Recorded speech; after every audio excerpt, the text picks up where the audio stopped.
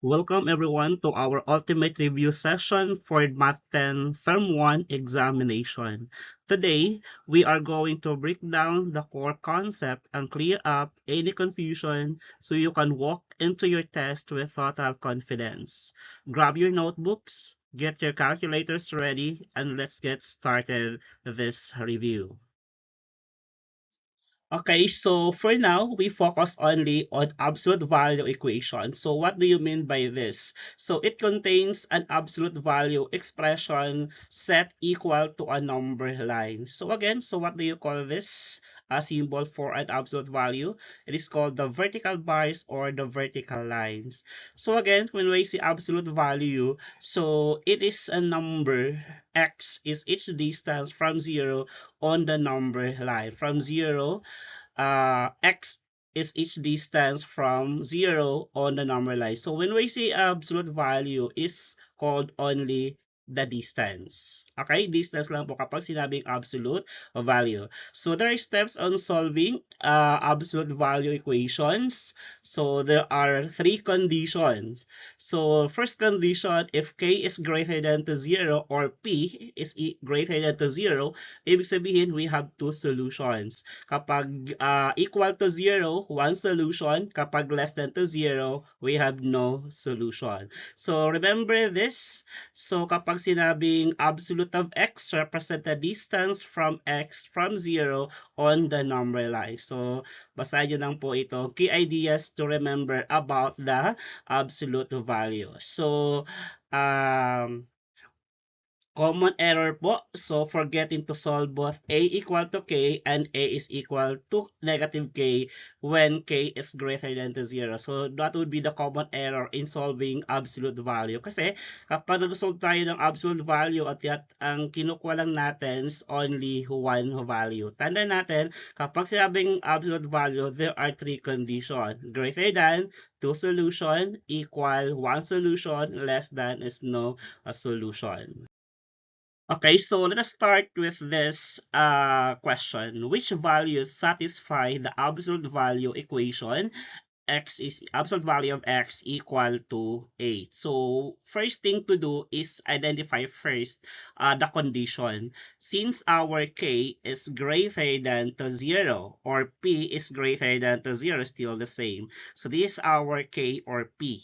So since our k or p is greater than to 0, so it means we have two solutions. So balikan natin kanina yung number of solution, the condition. So greater than, equal, and less than. So since the given k is greater than 0, so it means we have two solutions. Isang positive, isang negative. So alin po dito sa apat na choice na ito, yung meron dalawang isang positive, isang negative. So mapansin po natin, so letter A is eliminate, only one, B is eliminate, D and eliminate. So ibig sabihin, our answer is letter C. Isang positive, isang negative. So it's positive 8 and negative 8. Okay? So remember this condition lamang. Okay? So let's have another question. So how many solutions does the absolute value equation absolute value of x plus 5 is equal to 0 have? So, tanan natin yung given absolute is equal to 0 or the value of k. So, since our k is equal to 0, so balikan ulit yung condition natin, nakalagay po dito, k is equal to 0, so it means we have only one solution. So, ibig sabihin, our answer is letter D. Remember ha, kindly memorize this or aralin natin yung three conditions. So, greater than, two solution, equal, one solution, less than is no solution. Okay? So, let's have another question on a number line.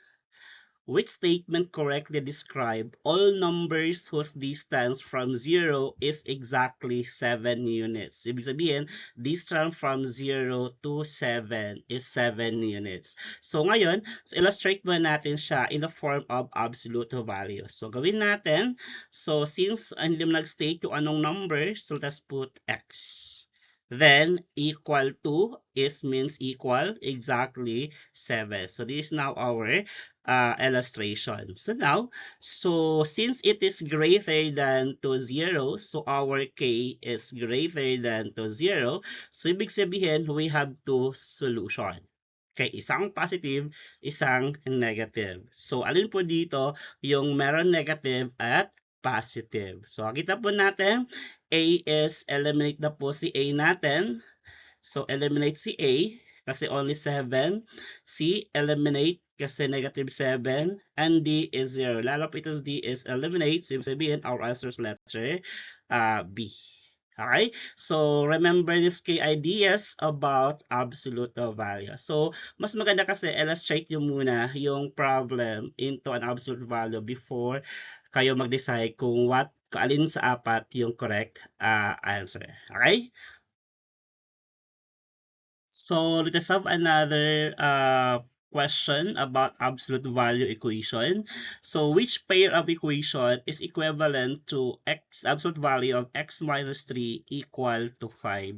So, again, alamin natin ulit yung k natin. So, k or p natin is greater than to 0. So, it means we have two solutions. So, again, ang gawin lang po natin, since ang tanong lang po dito is pair of equation is equivalent. So, tanda na, equivalent lang ang tanong. Okay, so alin po dito sa apat na ito yung equivalent to this absolute value. Since we have two solution or greater than to 0, so eliminate natin si C at saka si D. Tanda na, kapag whole number po ito is 2 solution. Kapag 0, 1 solution. Kapag negative, this one is no solution. Okay, so ngayon, tiyan natin si A at saka si B. Isang positive, isang negative. Mapansin po natin, para sila positive, parehas po sila negative. So, alin po dito yung correct statement or correct equation?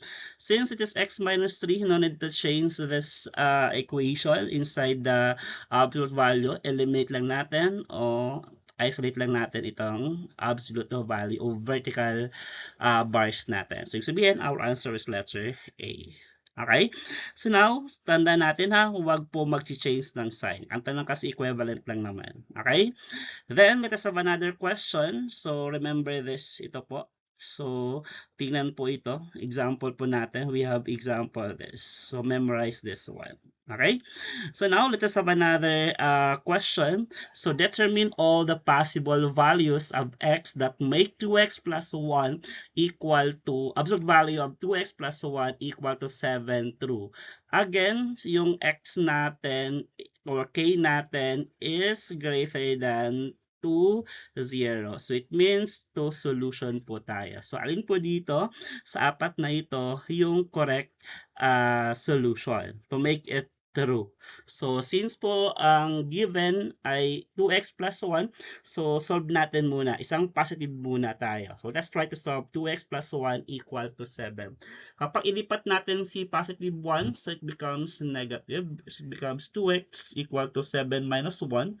Then, 7 minus 1 is equal to 6. Then, divide both side by 2. It becomes x equal to 3. So, dito yung may 3. So, ito lang po naman yung may 3. So, positive 3 sabihin, eliminate na po itong tatlong ito. So, ibig sabihin, kahit isolve pa natin yung isa, which is negative 7, so kuha po natin dyan is negative 4. Ibig sabihin, our answer is letter A. Okay, so let us have another problem about absolute value equation. A learner solved equation 4x, absolute value of 4x minus 2 equal to 13 as shown below. So, ito po yung solution ng learner.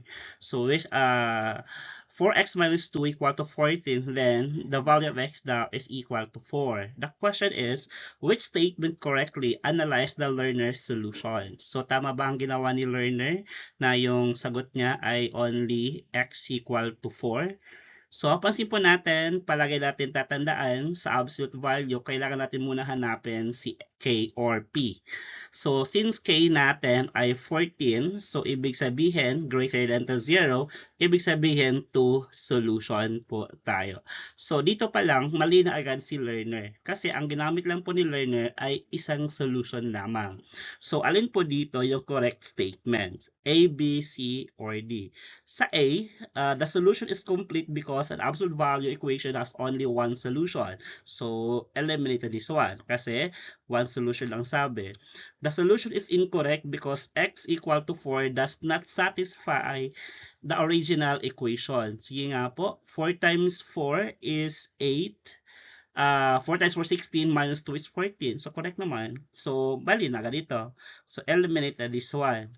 So, letter C, the solution is incomplete because the learner should also solve the negative, then giving x equal to negative 3. So, negative 14 plus 2 is negative 12 divided by 4 is negative 3. So, sabihin, ito po yung correct statement. Then, this one is mali din kasi sabi the solution is incorrect because the other solution is x equal to positive 3. Dapat ay negative 3. So, sabihin, our answer is letter C. Okay?